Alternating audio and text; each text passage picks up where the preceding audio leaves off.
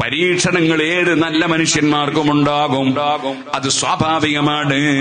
ആ പരീക്ഷ ചിലപ്പോൾ സമ്പത്ത് ചുരുക്കിയിട്ടാകും, ചിലപ്പോൾ വൽ അംഫുസി, സ്വന്തം ഭർത്താവ് മരിച്ചിട്ടോ, അല്ലെങ്കിൽ ഭാര്യ മരിച്ചിട്ടോ, അല്ലെങ്കിൽ മക്കള് മരിച്ചിട്ടോ, ചെറിയ കുട്ടി മരിച്ചിട്ടോ. സുബ്ഹാനല്ലാഹ്, ഞാൻ ഓർക്കുകയാണ്, ഒരാഴ്ച മുമ്പ് ഞാനൊരു മരിച്ച വീട്ടിൽ പോയി. ചെറിയ ഒരു കുട്ടി നായയെ കണ്ട് ഓടിയതാണ്. പോയി ചാടിയത് അതാ കിണറ്റിലായി പോയി. ആ കുട്ടി മരണപ്പെട്ടു പോയി.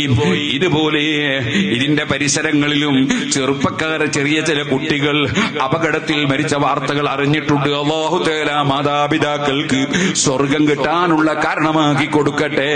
ചെറിയ മക്കൾ പ്രായപൂർത്തി എത്തുന്നതിന് മുമ്പ് മരണപ്പെട്ടാൽ, ഓ ഉമ്മമാരെ ടെൻഷൻ അടിക്കരുത്, ഓ കാരണവന്മാരെ ടെൻഷൻ അടിക്കരുത്.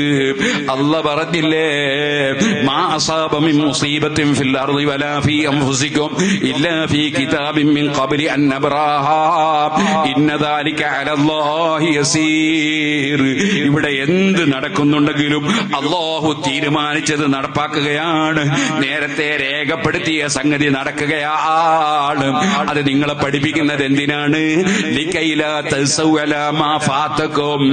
നിങ്ങൾക്ക് എന്ത് നഷ്ടപ്പെട്ടാലും ടെൻഷൻ അടിക്കണ്ട, അല്ലാഹുവിന്റെ തീരുമാനം നടപ്പാക്കുകയാണ്.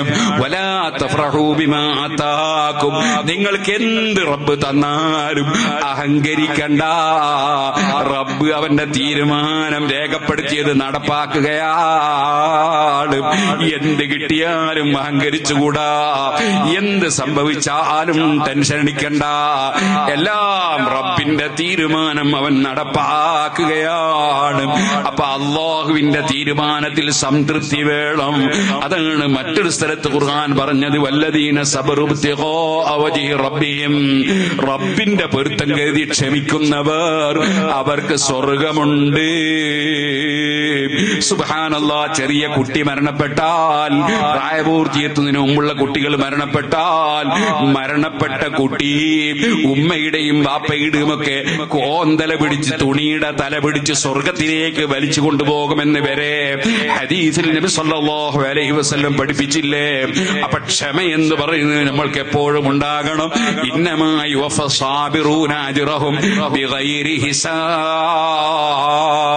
ക്ഷമിക്കുന്നവർക്കാണ് കണക്കില്ലാത്ത പ്രതിഫലം കൊടുക്കുമെന്ന് റബ്ബ് വാഗ്ദത്തം ചെയ്തത്. അതുകൊണ്ട് നല്ല ക്ഷമ വേണം, എല്ലാ വിഷയത്തിനും ക്ഷമ വേണം. സുബ്ഹിക്ക് എഴുന്നേൽക്കാൻ ക്ഷമ വേണം, അതുപോലെ തഹജ്ജുദിന് എഴുന്നേൽക്കാൻ ക്ഷമ വേണം, സൽക്കർമ്മങ്ങൾ ചെയ്യാൻ ക്ഷമ വേണം, തെറ്റുകളിൽ മാറി നിൽക്കാൻ ക്ഷമ വേണം, മറ്റുള്ളവർ മദ്യപിക്കുമ്പോൾ അതിൽ നിന്ന് മാറി നിൽക്കാൻ, മറ്റുള്ളവർ അന്യപെണ്ണിനെ ചാറ്റ് ചെയ്യുമ്പോൾ അതിൽ നിന്ന് മാറി നിൽക്കാൻ, മറ്റുള്ളവർ അന്യപെണ്ണിന്റെ കൂടെ തുള്ളുമ്പോൾ തുള്ളാതിരിക്കാൻ, അന്യപെണ്ണിനെ നോക്കുമ്പോൾ നോക്കാതിരിക്കാൻ, എവിടെയും ക്ഷമ വേണം. ക്ഷമയുള്ളവർക്കാണ് റബ്ബ് സുബ്ഹാനഹു വ തആല സ്വർഗം കൊടുക്കുന്നത് കേട്ടോ. അവർക്കാണ് റബ്ബിന്റെ സഹായം കൊടുക്കുന്നത്. ഇന്നല്ലാഹ മഅസ്സാബിരീൻ. ക്ഷമിക്കുന്നവർക്കാണ് സ്വർഗം. അപ്പൊ നല്ല ക്ഷമ വേണം. വസ്ബിർ അലാ മാ അസാബക ഇന്ന ദാലിക മിൻ അസ്മിൽ ഉമൂർ. നല്ല ക്ഷമയോടുകൂടെ നമ്മുടെ ദീനീ പ്രവർത്തനങ്ങൾ നടത്തണം. തെറ്റുകളിൽ നിന്ന് പൂർണ്ണമായി മാറി നിൽക്കണം. അതേ സമയത്ത് നല്ല കാര്യങ്ങളിലൊക്കെ മുൻപന്തിയിലുണ്ടാകണം. അല്ലാഹു സുബ്ഹാനഹു വ തആല ആ നിലയ്ക്ക് ജീവിച്ച് മരിക്കാനുള്ള തൗഫീഖ് നമുക്കെല്ലാവർക്കും നൽകുമാറാകട്ടെ.